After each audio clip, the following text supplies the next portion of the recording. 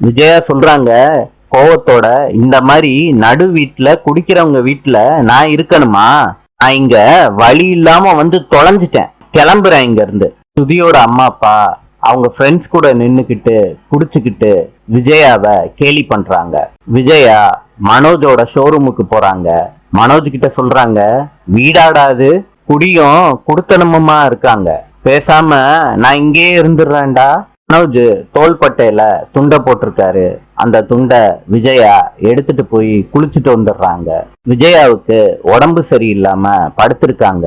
கொஞ்சம் சுடுதண்ணி வச்சு கொடுன்னு கேக்குறாங்க மனோஜ் கிட்ட. அண்ணாமலை விஷயம் கேள்விப்பட்டு மனோஜோட கடைக்கு வர்றாரு. அண்ணாமலை சொல்றாரு, ஒழுங்கா எங்க கூட வா விஜயா.